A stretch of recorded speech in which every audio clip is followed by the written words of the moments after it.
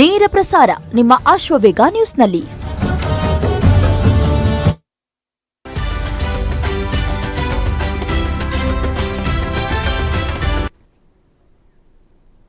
ನಮಸ್ಕಾರ, ಅಶ್ವವೇಗ ನ್ಯೂಸ್ಗೆ ಸ್ವಾಗತ. ನಾನು ಡೈನಾ ಕೂರ್ಗ್. ರಾಜ್ಯದ ಪ್ರಮುಖ ಸುದ್ದಿಯನ್ನು ನೋಡ್ತಾ ಹೋಗೋಣ ನಮ್ಮ ಕರ್ನಾಟಕದಲ್ಲಿ. ಅದಕ್ಕೂ ಮುನ್ನ ಈ ಕ್ಷಣದ ಹೆಡ್ಲೈನ್ಸ್.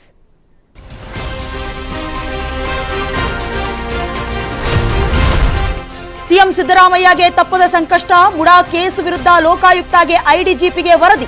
ತನಿಖಾಧಿಕಾರಿ ಉದೇಶರಿಂದ ಹಗರಣದ ರಿಪೋರ್ಟ್ ಸಲ್ಲಿಕೆ. ಭದ್ರಾವತಿಯಲ್ಲಿ ಮಹಿಳಾ ಅಧಿಕಾರಿಗೆ ನಿಂದನೆ ಕೇಸ್. ಸಂಗಮೇಶ್ ಪುತ್ರ ಬಸವೇಶ್ ಬಂಧನಕ್ಕೆ ಆಗ್ರಹ. ಶಾಸಕನ ವಿರುದ್ಧ ಪ್ರಣವಾನಂದ ಸ್ವಾಮೀಜಿ ವಾಗ್ದಾಳಿ. ಮೈಕ್ರೋ ಫಿನಾನ್ಸ್ ಕಿರುಕುಳಕ್ಕೆ ಬೇಸತ್ತ ಜನ. ಸಾಲ ವಸೂಲಾತಿಗೆ ತೆರಳಿದ ವ್ಯಕ್ತಿಗೆ ಕ್ಲಾಸ್. ಚಿಕ್ಕೋಡಿ ಗ್ರಾಮಸ್ಥರಿಂದ ಸಿಬ್ಬಂದಿ ರಕ್ಷಿಸಿದ ಪೊಲೀಸರು.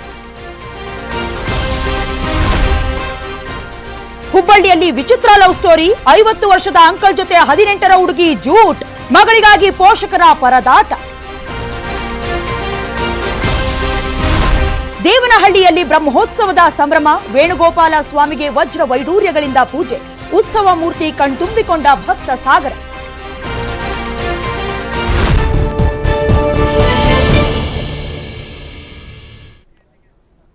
ಸಿಎಂ ಸಿದ್ದರಾಮಯ್ಯ ವಿರುದ್ಧ ಮುಡಾ ಹಗರಣ ಪ್ರಕರಣ ಸಂಬಂಧ ಮೈಸೂರು ಲೋಕಾಯುಕ್ತ ಐಜಿಪಿ ಸುಬ್ರಹ್ಮಣ್ಯೇಶ್ವರ ರಾವ್ಗೆ ಲೋಕಾಯುಕ್ತ ಎಸ್ಪಿ ಉದೇಶ್ ವರದಿ ಸಲ್ಲಿಕೆ ಮಾಡಿದ್ದಾರೆ. ವರದಿಯಲ್ಲಿ ಪ್ರಕರಣದ ಸಂಪೂರ್ಣ ಮಾಹಿತಿ ಉಲ್ಲೇಖ ಮಾಡಲಾಗಿದೆ.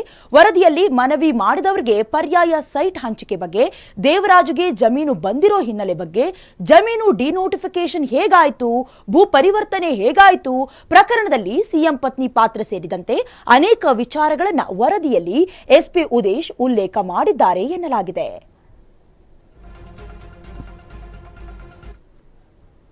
ಉದಯಗಿರಿ ಠಾಣೆ ಮೇಲೆ ಕಲ್ಲು ತೂರಾಟ ಕೇಸ್ಗೆ ರಾಜಕೀಯ ಟ್ವಿಸ್ಟ್ ಸಿಕ್ಕಿದೆ.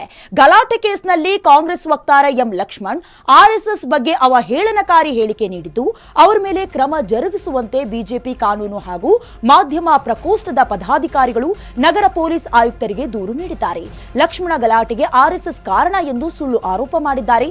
ಆರ್ಎಸ್ಎಸ್ ಕಾರ್ಯಕರ್ತರು ಮಾರುವೇಷದಲ್ಲಿ ಬಂದು ಪೊಲೀಸ್ ಠಾಣೆಯ ಮೇಲೆ ದಾಂಧಲೆ ಮಾಡಿರುವುದಾಗಿ ರಾಜಕೀಯ ದುರುದ್ದೇಶ ಪೂರಿತ ಹೇಳಿಕೆ ನೀಡಿದ್ದು, ಲಕ್ಷ್ಮಣ್ ಹೇಳಿಕೆಯಿಂದ ಕೋಟ್ಯಾಂತರ ದೇಶಭಕ್ತರಿಗೆ ನೋವಾಗಿದೆ. ಲಕ್ಷ್ಮಣ್ ಬಂಧಿಸಿ ಶಿಸ್ತು ಕ್ರಮ ಜರುಗಿಸಿ ಎಂದು ದೂರು ಸಲ್ಲಿಕೆ ಮಾಡಲಾಗಿದೆ.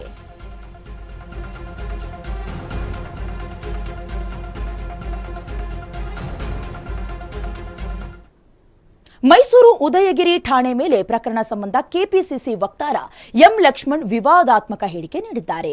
ಈಗ ಕಸ್ಟಡಿಯಲ್ಲಿ ಇರುವವರು ಕೆಲವರು ಅಮಾಯಕರು, ಅರೆಸ್ಟ್ ಆಗಿರೋರಲ್ಲಿ 2-3 ಅಮಾಯಕರಿದ್ದಾರೆ ಅಂತ ಹೇಳಿದ್ರು. ಇದೇ ವೇಳೆ ಮಾತನಾಡಿದ ಅವರು, ವಿಪಕ್ಷ ನಾಯಕ ಆರ್ ಅಶೋಕ್ ಪೊಲೀಸರಿಗೆ ಧಮಕಿ ಹಾಕಿದ್ದಾರೆ. ಹೀಗಾಗಿ ಪೊಲೀಸರು ಸಿಕ್ಕವರನ್ನ ಒಳಗಾಕಿದ್ದಾರೆ. ಆರ್ ಅಶೋಕ್, ಛಲವಾದಿ 2 ಕೂಡ ದೊಡ್ಡ ಜೋಕರ್ಸ್ ಆಗಿದ್ದಾರೆ. ಛಲವಾದಿಗೆ ಆರ್ಎಸ್ಎಸ್ ಚಡ್ಡಿ ಹೊತ್ತು ಓಡಾಡೋದಕ್ಕೆ ಎಂಎಲ್ಸಿ ಸ್ಥಾನ ಕೊಟ್ಟಿದ್ದಾರೆ. ನಾನು ಈಗಲೂ ಹೇಳ್ತೀನಿ, ಗಲಾಟೆ ಹಿಂದೆ ಆರ್ಎಸ್ಎಸ್ ಕೈವಾಡ ಇದೆ. ಇದು ನನ್ನ ಮಾತಿಗೆ ಈಗಲೂ ಕೂಡ ಬದ್ಧನಾಗಿರ್ತೀನಿ ಅಂತ ಲಕ್ಷ್ಮಣ್ ಕಿಡಿಕಾರಿದ್ರು.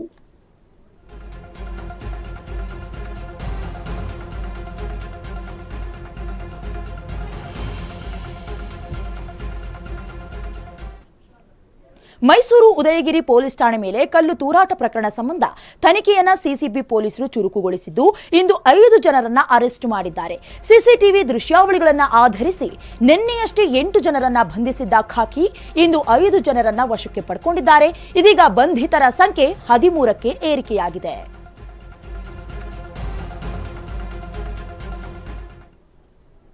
ಎರಡು ದಿನ ಕೈಗೊಂಡಿರುವಂತಹ ಲೋಕಾಯುಕ್ತ ಬಿ ವೀರಪ್ಪ ಆರ್ಟಿಸಿ ಅಧಿಕಾರಿಗಳಿಗೆ ಬಿಸಿ ಮುಟ್ಟಿಸಿದ್ದಾರೆ. ಫಿಟ್ನೆಸ್ ಮುಗಿದ್ರೂ ರಸ್ತೆಯಲ್ಲಿ ಸಂಚರಿಸುತ್ತಿರುವ ವಾಹನಗಳ ವಿರುದ್ಧ ಕ್ರಮಕ್ಕೆ ಆಗ್ರಹಿಸಿದ್ದಾರೆ.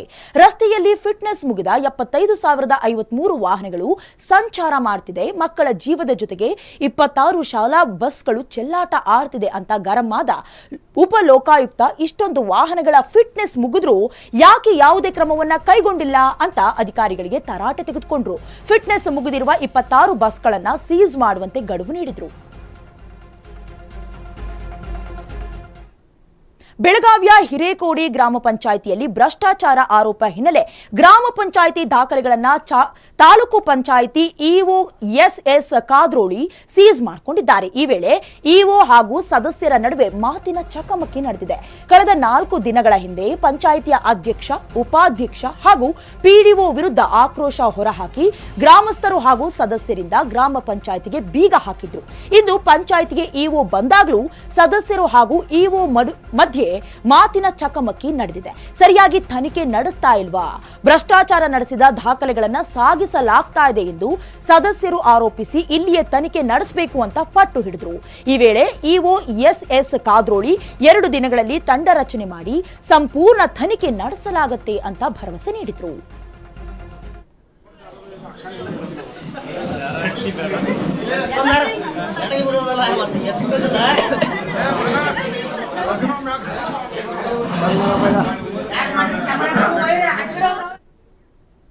ಉತ್ತರ ಪ್ರದೇಶದ ಪ್ರಯಾಗ್ರಾಜ್ನಲ್ಲಿ ನಡೀತಾ ಇರುವ 144ನೇ ಮಹಾಕುಂಭ ಮೇಳಕ್ಕೆ ದೇಶ ವಿದೇಶದಿಂದಲೂ ಕೂಡ ಗಣ್ಯರು ಬಂದು ತ್ರಿವೇಣಿ ಸಂಗಮದಲ್ಲಿ ಪುಣ್ಯ ಸ್ನಾನ ಮಾಡಿದ್ದಾರೆ. ರಾಜ್ಯದಿಂದಲೂ ಕೂಡ ಗಣ್ಯರು ಪುಣ್ಯ ಸ್ನಾನ ಮಾಡೋದು ವಾಡಿಕೆಯಲ್ಲಿದೆ, ಹಾಗೆ ಅದು ಮುಂದುವರೆದಿದೆ. ಗೋಕಾಕ್ ಬಿಜೆಪಿ ಶಾಸಕ ಮತ್ತು ರಾಜ್ಯ ಬಿಜೆಪಿ ಘಟಕದಲ್ಲಿ ಬಸನಗೌಡ ಪಾಟೀಲ್ ಯತ್ನಾಳ್ ಬಣದಲ್ಲಿ ಗುರುತಿಸಿಕೊಂಡಿರೋ ರಮೇಶ್ ಜಾರಕಿಹೊಳಿ ಕೂಡ ಪ್ರಯಾಗ್ರಾಜ್ಗೆ ತೆರಳಿ ಪುಣ್ಯ ಸ್ನಾನ ಮಾಡಿದ್ರು. ಅವರೊಂದಿಗೆ ಕೆಲ ಸ್ನೇಹಿತರು ಸಹ ಇದ್ರು. ಮೊನ್ನೆಯಷ್ಟೇ ಡಿಸಿಎಂ ಡಿಕೆ ಶಿವಕುಮಾರ್ ಪತ್ನಿ ಸಮೇತರಾಗಿ ಪ್ರಯಾಗ್ರಾಜ್ಗೆ ಆಗಮಿಸಿ ತ್ರಿವೇಣಿ ಸಂಗಮದಲ್ಲಿ ಮಿಂದೆದ್ದಿದ್ರು, ಪುಣ್ಯ ಸ್ನಾನವನ್ನ ಮಾಡಿದ್ರು. ಸರ್ ತಲೆ ಮುಳ್ಸಿರಿ, ತಲೆ ಮುಳ್ಸಿರಿ, 3 ಸರಿ ತಲೆ ಮುಳ್ಸಿರಿ, ಮುಳುಗೇರಿ ಸರ್ 3 ಸರಿ.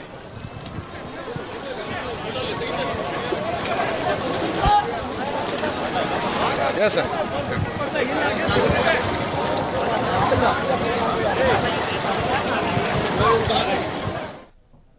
ಭದ್ರಾವತಿ ಶಾಸಕ ಸಂಗಮೇಶ್ ಪುತ್ರ ಬಸವೇಶ್ ಮಹಿಳಾ ಅಧಿಕಾರಿಗೆ ಅವಾಚ್ಯ ಪದಗಳಿಂದ ನಿಂದಿಸಿದ್ದಾರೆ ಎಂಬ ಪ್ರಕರಣ ಸಂಬಂಧ ಪ್ರಣವಾನಂದ ಸ್ವಾಮೀಜಿ ಪ್ರತಿಕ್ರಿಯೆ ನೀಡಿದ್ದಾರೆ.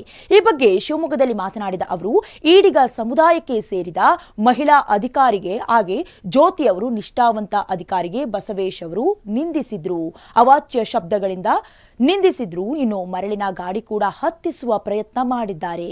ಸಮಾಜದ ಗುರುವಾಗಿ ಅವರಿಗೆ ನೈತಿಕ ಬೆಂಬಲ ಕೊಡೋದಕ್ಕೆ ನಾನು ಇಲ್ಲಿಗೆ ಬಂದಿದ್ದೇನೆ.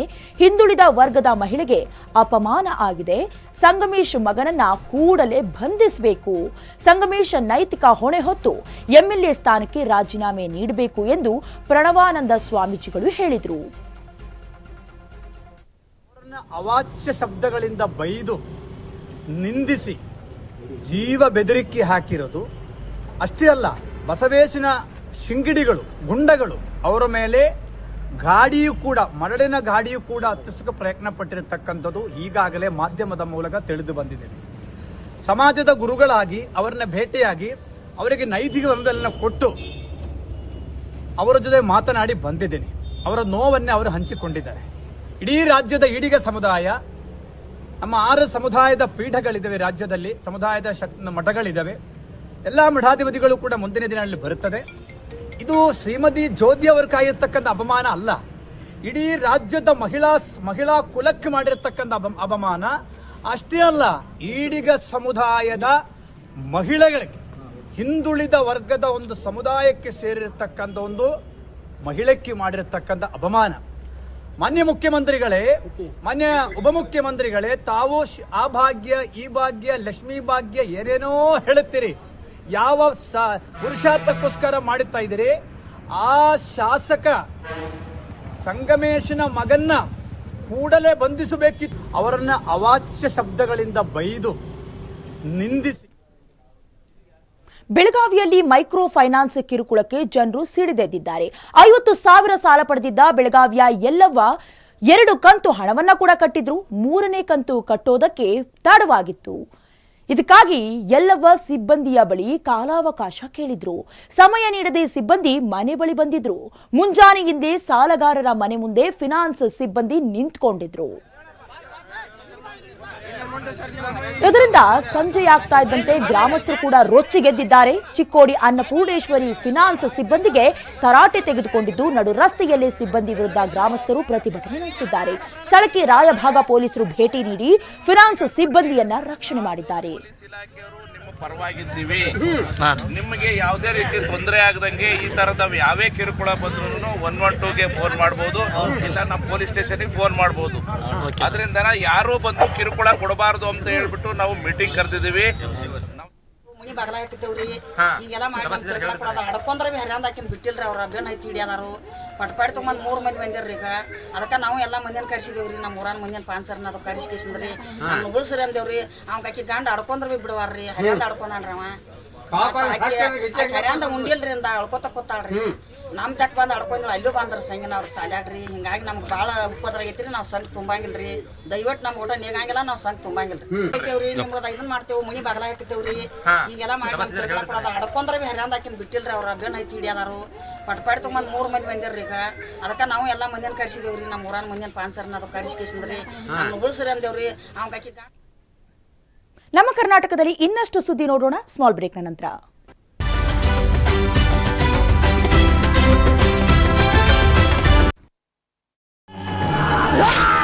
ಭೀಮಾ ತೀರದ ಕತೆಗೆ ಸ್ಯಾಂಡಲ್ವುಡ್ನಲ್ಲಿ ಭಾರಿ ಡಿಮ್ಯಾಂಡ್.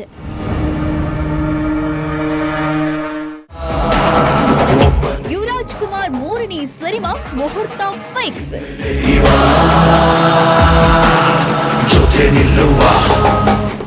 ಅನುರಾಗ ಸದ್ದಿಲ್ಲದೆ ನಡೆದಿ ಹೋಯ್ತಾ ಮೋಹಕ ತಾರೆ ನಿಶ್ಚಿತಾರ್ಥ. ಅನುರಾಗ ಅರಳು ಸಮಯ.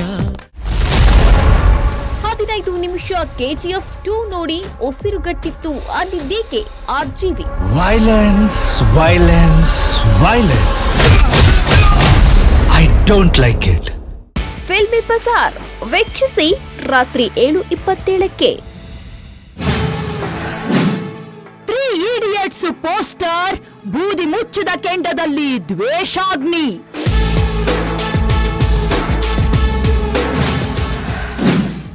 ಗಲಾಟೆ ಹಿಂದಿದೆ ರಹಸ್ಯ. ಕಿಚ್ಚು ಹೊತ್ತಿಸಿ ಸೈಲೆಂಟ್ ಆಗಿದ್ದು ಯಾರು?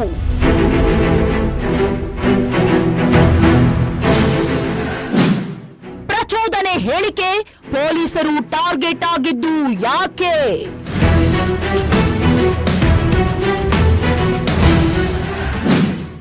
ಉದಯಗಿರಿ ಉದ್ವಿಗ್ನ. ಕಾಣದ ಕೈ ಯಾವುದು? ವೀಕ್ಷಿಸಿ ಪ್ರೈಮ್ ಕ್ರೈಮ್ ರಾತ್ರಿ 10:27ಕ್ಕೆ.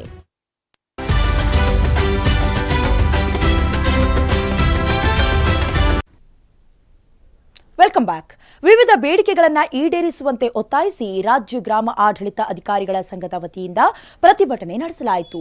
ಕೋಲಾರ ತಾಲೂಕು ಕಚೇರಿ ಮುಂದೆ ಮೌನ ಪ್ರತಿಭಟನೆಯನ್ನ ನಡೆಸಿದ ಪ್ರತಿಭಟನಾಕಾರರು ಸರ್ಕಾರದ ಜಮೀನು ಒತ್ತುವರಿ ತೆರವು ನಿಟ್ಟಿನಲ್ಲಿ ಮೊಬೈಲ್ ಆಪ್ ಮೂಲಕ ಲ್ಯಾಂಡ್ ಬೀಟ್ ನಡೆಸಿ ಜಮೀನಿನ ಗಡಿ ಗುರುತಿಸುವ ವೇಳೆ ಸಣ್ಣ ಪುಟ್ಟ ವ್ಯತ್ಯಾಸಗಳಾದರೂ ಶಿಸ್ತು ಕ್ರಮ ಜರುಗಿಸಲಾಗುತ್ತಿದೆ. ಜಮೀನಿನ ಹದ್ದುಬಸ್ತ್ ಗುರುತಿಸೋದು ಸರ್ವೆ ಇಲಾಖೆಯ ಕೆಲಸ. ಹಾಗಾಗಿ ಬಾಂಡ್ ಗುರುತಿಸುವ ಕೆಲಸವನ್ನ ಸರ್ವೆ ಇಲಾಖೆಗೆ ವಹಿಸಬೇಕು ಎಂದು ಆಗ್ರಹಿಸಿದರು. ಬಗರ್ ಹುಕುಂ ಸಾಗುವಳಿಗೆ ಸಂಬಂಧಿಸಿದಂತೆ ಆಪ್ ಬಳಸಿ ಜಮೀನು ಮಂಜೂರಾಗಿರುವ ಕಡತಗಳನ್ನು ಆನ್ಲೈನ್ನಲ್ಲಿ ನಮೂದಿಸುವಂತೆ ಸೂಚಿಸಿದ್ದು, ಈ ಬಗ್ಗೆ ಅಗತ್ಯ ತರಬೇತಿ ನೀಡಬೇಕು ಅಂತ ಮನವಿ ಮಾಡಿದರು.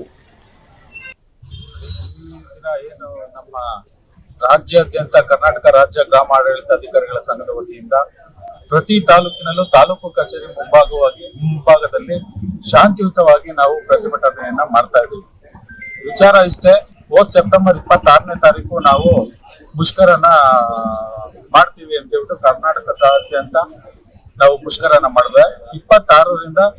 ಸೆಪ್ಟೆಂಬರ್ 26ರಿಂದ ಅಕ್ಟೋಬರ್ 3ನೇ ತಾರೀಕು 1 ವಾರ ನಾವು ಮುಷ್ಕರ ಮಾಡಿದ್ವಿ. ಆ 1 ವಾರ ಮುಷ್ಕರ ಮಾಡಿದ ನಂತರ ನಮ್ಮ ಪ್ರಧಾನ ಕಾರ್ಯದರ್ಶಿಗಳು ನಮ್ಮ ಇದನ್ನ ಪರಿಗಣಿಸಿ ಕರೆದು ಒಂದು ಸಭೆ ಮಾಡಿ ಏನು ನಿಮ್ಮ ಬೇಡಿಕೆಗಳಿದಾವೆ, ನಿಮ್ಗೆ ಏನು ಮೂಲಭೂತ ಸೌಕರ್ಯಗಳು ಬೇಕು, ಇದನ್ನ ಒದಗಿಸ್ಕೊಡೋದಕ್ಕೆ ನಾನು ಒಂದು ಬೆಳಗಾವಿಯಲ್ಲಿ ಬೇಸಿಗೆಗೂ ಮೊದಲೇ ನೀರಿಗಾಗಿ ಹಾಹಾಕಾರ ಶುರುವಾಗಿದೆ.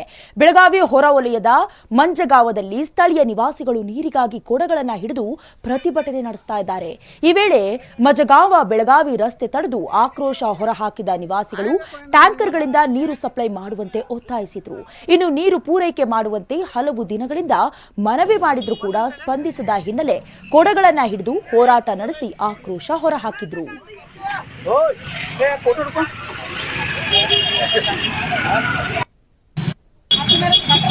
ನೀರಂತೂ 2 ತಿಂಗಳು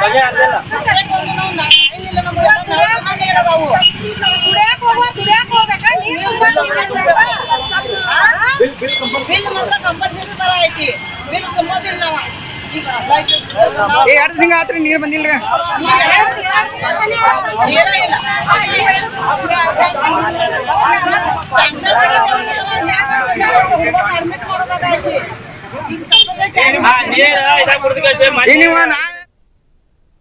ಅಕ್ರಮವಾಗಿ ಬಡ್ಡಿ ವ್ಯವಹಾರ ನಡೆಸುವವರ ಮನೆಗಳ ಮೇಲೆ ಶಿವಮೊಗ್ಗ ಪೊಲೀಸರು ದಾಳಿ ನಡೆಸಿದ್ದಾರೆ. ಹೆಚ್ಚಿನ ಬಡ್ಡಿಗೆ ಸಾಲ ನೀಡೋದು, ಮೀಟರ್ ಬಡ್ಡಿ ಹಾಕೋದು, ಸಾಲ ನೀಡಿ ಕಾರು, ದುಬಾರಿ ಬೈಕ್ಗಳನ್ನು ಅಡಮಾನ ಇಟ್ಕೊಳ್ಳೋದು, ಬಡ್ಡಿ ನೀಡಿ ಕಿರುಕುಳ ನೀಡುತ್ತಿದ್ದವರ ಮನೆ ಮೇಲೆ ಶಿವಮೊಗ್ಗ ಪೊಲೀಸರು ದಾಳಿ ನಡೆಸಿ ಪರಿಶೀಲನೆ ನಡೆಸಿದ್ದಾರೆ. ಎಸ್ಪಿ ಮಿಥುನ್ ಕುಮಾರ್ ಆದೇಶದ ಮೇರೆಗೆ ದಾಳಿ ನಡೆಸಲಾಗಿದೆ. ಶಿವಮೊಗ್ಗದ ತುಂಗಾನಗರ ಪೊಲೀಸ್ ಠಾಣಾ ವ್ಯಾಪ್ತಿಯ ಗೋಪಿಶೆಟ್ಟಿ ಕೊಪ್ಪದ ದಾಮೋದರ್ ಎಂಬುವವರ ಮನೆ ಮೇಲೆ ಪೊಲೀಸರು ದಾಳಿ ನಡೆಸಿದ್ದಾರೆ. ಈತ ಅಕ್ರಮವಾಗಿ ಬಡ್ಡಿ ವ್ಯವಹಾರ ನಡೆಸ್ತಾ ಇದ್ದು 3 ಅಂತಸ್ತಿನ ಮನೆಯ ಗೃಹ ಪ್ರವೇಶವನ್ನ ನಡೆಸಿದ್ರು. ಗೃಹ ಪ್ರವೇಶ ಮಾಡಿದ ಮರುದಿನವೇ ಈ ದಾಳಿ ನಡೆಸಲಾಗಿದೆ.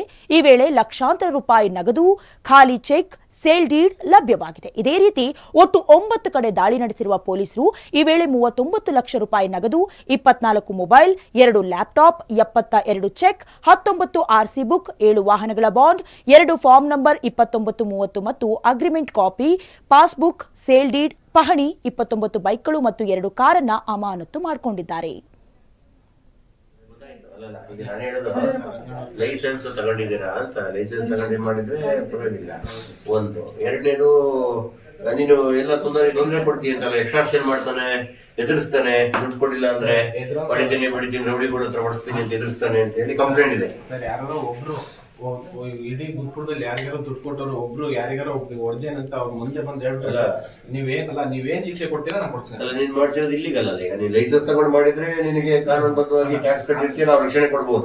ನೀನ್ ಲೈಸೆನ್ಸ್ ತಗೊಂಡಿಲ್ಲ, ಈಗ ಅವ್ರು ಹೇಳೋದು ಇದಲ್ವಾ, 29 ಹುಬ್ಬಳ್ಳಿಯಲ್ಲೊಂದು ವಿಚಿತ್ರ ಲವ್ ಸ್ಟೋರಿ ಬೆಳಕಿಗೆ ಬಂದಿದೆ.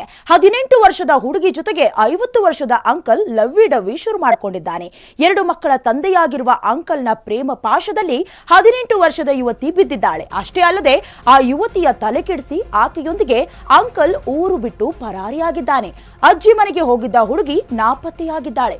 ಮಗಳು ಓಡಿ ಹೋಗಿರುವ ವಿಷಯ ತಿಳಿದು ಆಕೆಯ ಪೋಷಕರು ಕಣ್ಣೀರು ಹಾಕ್ತಾ ಇದ್ದು ಬೀದಿಗಳಲ್ಲಿ ಮಗಳ ಫೋಟೋ ಹಿಡಿದು ಹುಡುಕ್ತಿದ್ದಾರೆ. ಕಾಲೇಜ್ ಹಾಕಿದ್ದೀನಿ ನಮ್ಮ ಮಗಳಿಗೆ ಕಾಲೇಜ್ ಹಾಕಿದ್ಮೇಲೆ ಇಷ್ಟು ಕಷ್ಟಪಡಿ ನಾ ಹಾಕಿದ್ಮೇಲೆ ವುಮೆನ್ಸ್ ಕಾಲೇಜ್ಗೆ ಫಸ್ಟ್ ಇಯರ್ ಮಾಡಿಸಿ, ಕಾಮರ್ಸ್ ಮಾಡಿಸಿ, ಆಕಿ ಸ್ವಲ್ಪ ಯಾವಾಗ ಎಕ್ಸಾಮ್ ಬಂದ ಮೇಲೆ ಅವ್ನು ಬರೋದು ಹೋಗೋದು. ನಡು ರಸ್ತೆಯಲ್ಲೇ 2 ಮಹಿಳೆಯರು ಹೊಡೆದಾಡಿಕೊಂಡ ಘಟನೆ ನಡೆದಿದೆ. ಈ ಘಟನೆ ಬೆಳಗಾವಿಯ ಕೊಲ್ಲಾಪುರ ಸರ್ಕಲ್ನಲ್ಲಿ ನಡೆದಿರುವುದು. ಮಾರಿಹಾಳ ಗ್ರಾಮ ಪಂಚಾಯಿತಿ ಸದಸ್ಯೆಯ ಪತಿ ಬಸವರಾಜ್ ಸೀತಿಮನಿ ಅದೇ ಗ್ರಾಮದ ಮಾಸಾಬಿ ಸೈಯದ್ ಜೊತೆ ಓಡಿ ಹೋಗಿದ್ದ. ಪತಿ ಓಡಿ ಹೋದ ಬಳಿಕ ಪತ್ನಿ ವಾಣಿಶ್ರೀ ಪೊಲೀಸ್ ಠಾಣೆಯಲ್ಲಿ ದೂರು ನೀಡಿ ನ್ಯಾಯ ನೀಡುವಂತೆ ಮನವಿ ಮಾಡಿಕೊಂಡಿದ್ರು. 2 ತಿಂಗಳ ನಂತರ ಬೆಳಗಾವಿಗೆ ಬಂದು ಮಾಸಾಬಿ ಜೊತೆಗೆ ಬಸವರಾಜ್ ವಾಸ ಮಾಡಿಕೊಂಡಿದ್ದ. ಬುಧವಾರ ರಾತ್ರಿ ವಾಣಿಶ್ರೀ ಕೈಯಲ್ಲಿ ಜೋಡಿಗಳು ಸಿಕ್ಕಿ ಬಿದ್ದಿದ್ದಾರೆ. ಮಾಸಾಬಿಯನ್ನ ಪ್ರಶ್ನೆ ಕೂಡ ಮಾಡಿದ್ದಾಳೆ. ಈ ವೇಳೆಯಲ್ಲಿ ಅವರಿಬ್ಬರ ನಡುವೆ ಜಗಳ ಕೂಡ ನಡೆದಿರೋದು. ಹಾಗೆ ವಾಣಿಶ್ರೀ ಮೇಲೆ ಹಲ್ಲೆ ಕೂಡ ಆಗಿದೆ. ಹಲ್ಲೆಯಾಗ್ತಾ ಇದ್ದಂತೆ ಪರಸ್ಪರರು ಜುಟ್ಟು ಹಿಡಿದುಕೊಂಡು ವಾಣಿಶ್ರೀ ಮತ್ತು ಮಾಸಾಬಿ ಇಬ್ರು ಹೊಡೆದಾಡ್ಕೊಂಡಿದ್ದಾರೆ.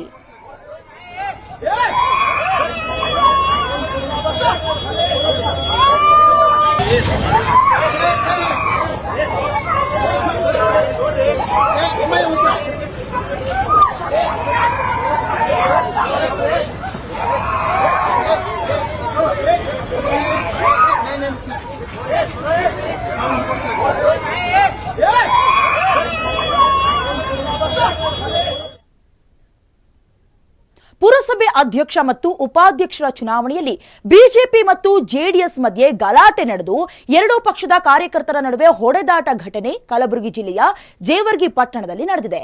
23 ಸದಸ್ಯರ ಪುರಸಭೆಯಲ್ಲಿ 17 ಬಿಜೆಪಿ, 3 ಜೆಡಿಎಸ್, 3 ಕಾಂಗ್ರೆಸ್ ಗೆದ್ದಿತ್ತು. ಆದರೆ ಕೊನೆ ಘಳಿಗೆಯಲ್ಲಿ 7ಕ್ಕೂ ಅಧಿಕ ಸದಸ್ಯರು ಬಿಜೆಪಿಗೆ ಕೈಕೊಟ್ಟು ಜೆಡಿಎಸ್ಗೆ ಬೆಂಬಲ ನೀಡಿದ್ರಿಂದ 2 ಪಕ್ಷದ ಕಾರ್ಯಕರ್ತರ ಮಧ್ಯೆ ಗಲಾಟೆ ಉಂಟಾಗಿ ಪೊಲೀಸರ ಎದುರೇ ಬಿಜೆಪಿ ಮತ್ತು ಜೆಡಿಎಸ್ ಕಾರ್ಯಕರ್ತರು ಹೊಡೆದಾಟ ಹೊಡೆದಾಡಿಕೊಂಡಿದ್ದಾರೆ. ಕೊನೆಗೆ ಅಧ್ಯಕ್ಷ ಮತ್ತು ಉಪಾಧ್ಯಕ್ಷರಾಗಿ ಜೆಡಿಎಸ್ ಅಭ್ಯರ್ಥಿಗಳು ಆಯ್ಕೆಯಾಗಿದ್ದಾರೆ. ಜೇವರ್ಗಿ ಪುರಸಭೆ ಅಧ್ಯಕ್ಷರಾಗಿ ಗುರುಲಿಂಗಪ್ಪ ಗೌಡ, ಮಾಲಿ ಪಾಟೀಲ್ ಹಾಗೂ ಉಪಾಧ್ಯಕ್ಷರಾಗಿ ಗಂಗೂಬಾಯಿ ಸತ್ಕಾರ್ ಆಯ್ಕೆಯಾಗಿದ್ದಾರೆ.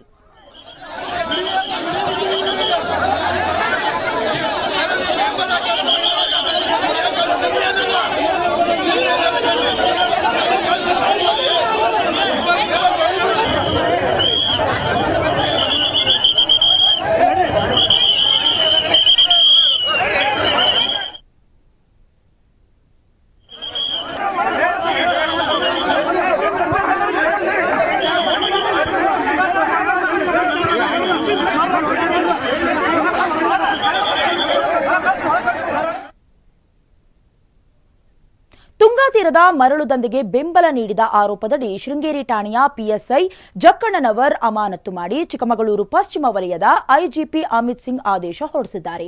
ತುಂಗಾ ತೀರದಲ್ಲಿ ಮರಳು ದಂಧೆಗೆ ನಿರಂತರ ಬೆಂಬಲ ನೀಡುತ್ತಾ ಇದ್ದ ಆರೋಪ ಕೂಡ ಇತ್ತು. ಇನ್ನು ಭಜರಂಗ ದಳ ಮೇಲೆ ನೈತಿಕ ಪೊಲೀಸ್ ಗಿರಿ ಸೇರಿದಂತೆ 4 ಕಾರಣ ನೀಡಿ ಪಿಎಸ್ಐ ಜಕ್ಕಣ್ಣನವರನ್ನ ಅಮಾನತು ಮಾಡಲಾಗಿದೆ.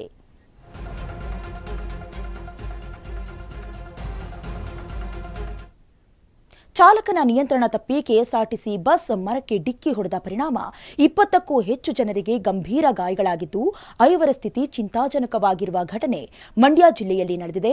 ಕೆಆರ್ಪೇಟೆ ತಾಲೂಕಿನ ಕುಂದಹಳ್ಳಿ ಬಳಿ ಈ ಅವಘಡ ಸಂಭವಿಸಿದೆ. ಆಲೇನಹಳ್ಳಿ ಗ್ರಾಮದಿಂದ ಕೆಆರ್ಪೇಟೆಗೆ ಕೆಎಸ್ಆರ್ಟಿಸಿ ಬಸ್ ಬರ್ತಿದ್ದ ವೇಳೆ ಅಪಘಾತ ಸಂಭವಿಸಿದ್ದು, ಈ ಪೈಕಿ ಹೆಚ್ಚು ಶಾಲಾ ಹಾಗೆ ಕಾಲೇಜಿನ ವಿದ್ಯಾರ್ಥಿಗಳೇ ಇದ್ದಾರೆ. ಹಲವು ಮಕ್ಕಳ ಕೈಕಾಲು ಮುರಿದು ಗಂಭೀರ ಗಾಯಗೊಂಡಿದ್ದಾರೆ. ಇನ್ನು 5ರ ಸ್ಥಿತಿ ಚಿಂತಾಜನಕ ಸದ್ಯ ಕೆಆರ್ಪೇಟೆ ಸರ್ಕಾರಿ ಆಸ್ಪತ್ರೆಯಲ್ಲಿ ಗಾಯಾಳುಗಳಿಗೆ ಚಿಕಿತ್ಸೆ ನೀಡಲಾಗ್ತಾ ಇದ್ದು, ಹೆಚ್ಚಿನ ಚಿಕಿತ್ಸೆಗಾಗಿ ಹಲವರನ್ನ ಮೈಸೂರಿಗೆ ರವಾನೆ ಮಾಡಲಾಗಿದೆ. ಈ ಕುರಿತು ಕೆಆರ್ಪೇಟೆ ಗ್ರಾಮಾಂತರ ಪೊಲೀಸ್ ಠಾಣೆಯಲ್ಲಿ ಪ್ರಕರಣ ದಾಖಲಾಗಿದೆ.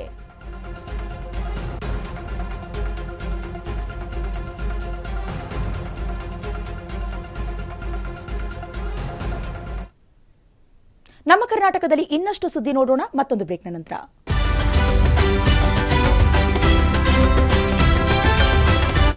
ಆರೋಗ್ಯ ಸಲಹೆ, ಆಪ್ತ ಸಮಾಲೋಚನೆ, ಆರೋಗ್ಯಕರ ಜೀವನ ಶೈಲಿಗೆ ವೈದ್ಯರ ಸೂಚನೆ.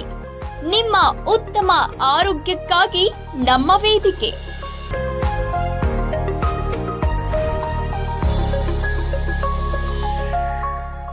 ಅಶ್ವಧನ್ವಂತರಿ ವೀಕ್ಷಿಸಿ ಮಧ್ಯಾಹ್ನ 1:27ಕ್ಕೆ. ಭೀಮಾ ತೀರದ ಕತೆಗೆ ಸ್ಯಾಂಡಲ್ವುಡ್ನಲ್ಲಿ ಭಾರಿ ಡಿಮ್ಯಾಂಡ್.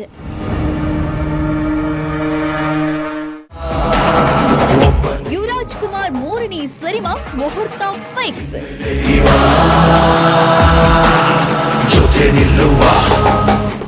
ಅನುರಾಗ ಸದ್ದಿಲ್ಲದೆ ನಡೆದಿ ಹೋಯ್ತಾ ಮೋಹಕ ತಾರೆ ನಿಶ್ಚಿತಾರ್ಥ.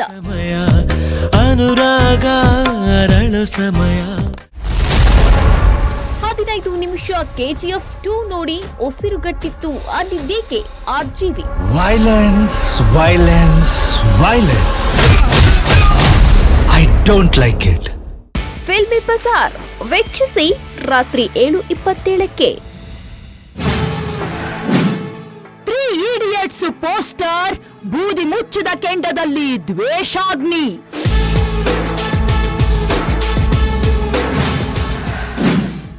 ಗಲಾಟೆ ಹಿಂದಿದೆ ರಹಸ್ಯ. ಕಿಚ್ಚು ಹೊತ್ತಿಸಿ ಸೈಲೆಂಟ್ ಆಗಿದ್ದು ಯಾರು?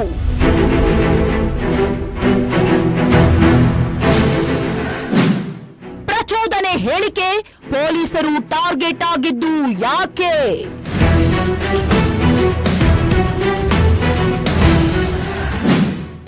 ಉದಯಗಿರಿ ಉದ್ವಿಗ್ನ. ಕಾಣದ ಕೈ ಯಾವುದು? ವೀಕ್ಷಿಸಿ ಪ್ರೈಮ್ ಕ್ರೈಮ್ ರಾತ್ರಿ 10:27ಕ್ಕೆ.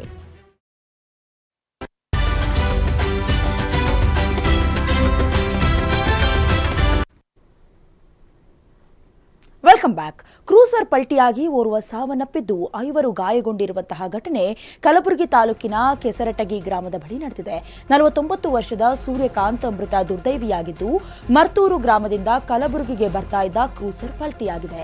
ಸದ್ಯ ಗಾಯಾಳುಗಳು ಕಲಬುರಗಿ ಜಿಮ್ಸ್ ಆಸ್ಪತ್ರೆಗೆ ದಾಖಲಿಸಲಾಗಿದ್ದು, ಈ ಕುರಿತು ಕಲಬುರಗಿ ಆಸ್ಪತ್ರೆಯಲ್ಲಿ ಹಾಗೆ ಠಾಣೆಯಲ್ಲಿ ಪ್ರಕರಣ ಕೂಡ ದಾಖಲಾಗಿದೆ. ಇನ್ನು ಈ ಕುರಿತು ಕಲಬುರಗಿ ಸಂಚಾರಿ ಠಾಣೆ 1ರಲ್ಲಿ ಪ್ರಕರಣ ದಾಖಲಾಗಿದೆ.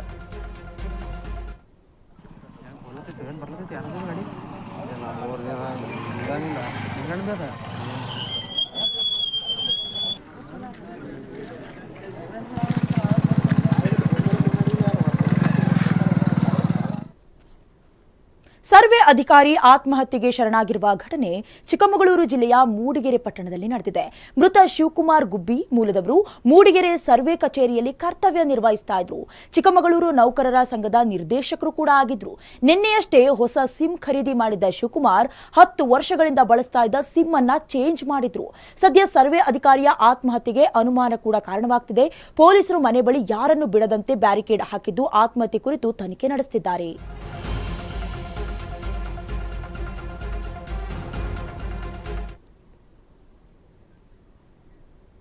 ಕಾಡಾನೆ ದಾಳಿಗೆ ಯುವಕ ಬಲಿಯಾದ ಘಟನೆ ಮೈಸೂರು ಜಿಲ್ಲೆಯ ಸರಗೂರು ತಾಲೂಕಿನ ಗದ್ದೆಹಳ್ಳಿ ಗ್ರಾಮದಲ್ಲಿ ನಡೆದಿದೆ. ಅವಿನಾಶ್ ಮೃತ ದುರ್ದೈವಿಯಾಗಿದ್ದು ಜಮೀನಿಗೆ ತೆರಳುತ್ತಿದ್ದ ವೇಳೆ ಕಾಡಾನೆ ಏಕಾಏಕಿ ದಾಳಿ ಮಾಡಿ ಕೊಂದು ಹಾಕಿದೆ. ಕಾಡಾನೆ ಬಂದು ಮಗನನ್ನ ಕೊಂದು ಹಾಕಿದೆ. ಇದಕ್ಕೆಲ್ಲ ಅರಣ್ಯ ಇಲಾಖೆಯ ನಿರ್ಲಕ್ಷ್ಯವೇ ಕಾರಣ ಅಂತ ಮೃತ ಅವಿನಾಶ್ ಕುಟುಂಬಸ್ಥರು ಆಕ್ರೋಶವನ್ನ ಹೊರಹಾಕ್ತಿದ್ದಾರೆ.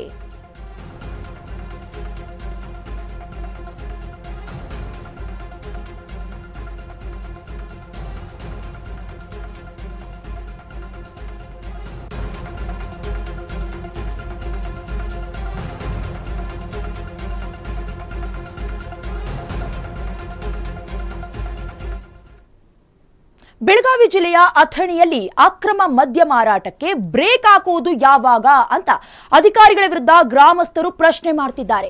ಅಥಣಿ ತಾಲೂಕಿನ ಖೋತನಹಟ್ಟಿ ಗ್ರಾಮದಲ್ಲಿ ಪಾನ ಶಾಪ್, ಕಿರಾಣಿ ಶಾಪ್ಗಳು ಎಗ್ಗಿಲ್ಲದೆ ಸಾರಾಯಿ ದಂಧೆ ನಡೆಸ್ತಾ ಇದೆ. ಈ ಬಗ್ಗೆ ಅಬಕಾರಿ ಇಲಾಖೆ ಅಧಿಕಾರಿಗಳು ಗಮನ ಹರಿಸ್ತಾ ಇಲ್ಲ ಅಂತ ಅಧಿಕಾರಿಗಳ ವಿರುದ್ಧ ಗ್ರಾಮಸ್ಥರು ಆಕ್ರೋಶ ಹೊರಹಾಕ್ತಾ ಇದ್ದು, ಮದ್ಯ ಮಾರಾಟದ ವಿಡಿಯೋ ಸಾಮಾಜಿಕ ಜಾಲತಾಣದಲ್ಲಿ ವೈರಲ್ ಆಗ್ತಿದೆ. ದಾವಣಗೆರೆಯಲ್ಲಿ ಮಾಜಿ ಶಾಸಕ ರೇಣುಕಾಚಾರ್ಯ ಮಸ್ತ್ ಡ್ಯಾನ್ಸ್ ಮಾಡಿದ್ದಾರೆ. ಹೊನ್ನಾಳಿ ತಾಲೂಕು ಗೊಲ್ಲರಹಟ್ಟಿಯಲ್ಲಿ ನಡೆದ ಬಂಜಾರ ಸಮುದಾಯದಿಂದ ನಡೆಸಿದ ಭೋಗ ಕಾರ್ಯಕ್ರಮದಲ್ಲಿ ನೃತ್ಯ ಮಾಡಿದ್ದಾರೆ. ಪ್ರತಿ ವರ್ಷ ಫೆಬ್ರವರಿಯಲ್ಲಿ ನಡೆಯುವ ಸೇವಾಲಾಲ್ ಜಯಂತಿ ಹಿನ್ನೆಲೆ ಬಂಜಾರ ಸಮುದಾಯದ ಜನರಿಂದ ನೃತ್ಯ ಮಾಡಲಾಗಿದ್ದು, ಈ ವೇಳೆ ಮಾಜಿ ಶಾಸಕ ರೇಣುಕಾಚಾರ್ಯ ಕೂಡ ಅವರ ಜೊತೆ ಹೆಜ್ಜೆ ಹಾಕಿದ್ರು.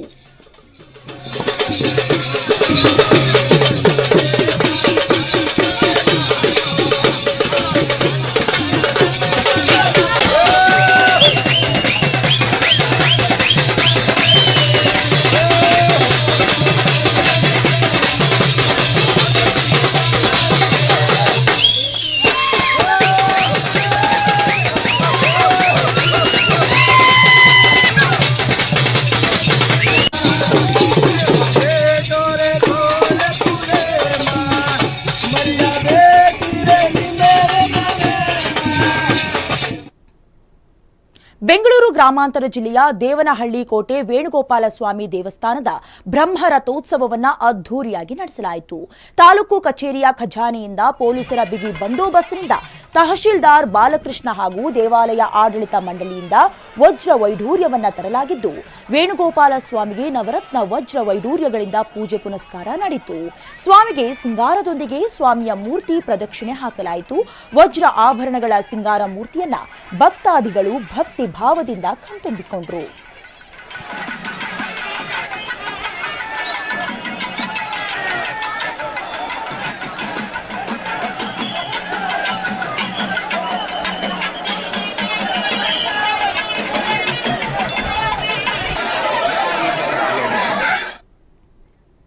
ಮೈಸೂರಿನಲ್ಲಿ ನಟ ಡಾಲಿ ಧನಂಜಯ್ ಡಾಕ್ಟರ್ ಧನ್ಯತಾ ವಿವಾಹ ನೆರವೇರಲಿದೆ.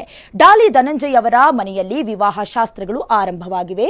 ಮದುವೆಗೂ ಮೊದಲು ಹುಟ್ಟೂರಾದ ಕಾಳೇನಹಳ್ಳಿಯಲ್ಲಿ ಕಳೆಗಟ್ಟಿದ ಮದುವೆಯ ಸಂಭ್ರಮ ಮನೆ ಮಾಡಿದೆ. ಸಂಪ್ರದಾಯದಂತೆ ಅರಸೀಕೆರೆಯ ಜೇನುಕಲ್ಲು ಸಿದ್ದೇಶ್ವರದಲ್ಲಿ ಡಾಲಿ ಧನಂಜಯ್ ಕೆಂಡ ತೊಳೆದಿದ್ದಾರೆ. ನಂತರ ಮನೆಯಲ್ಲಿ ಮನೆದೇವರ ಪೂಜೆಯನ್ನ ಧನಂಜಯ್ ಪೂರೈಸಿದ್ದಾರೆ.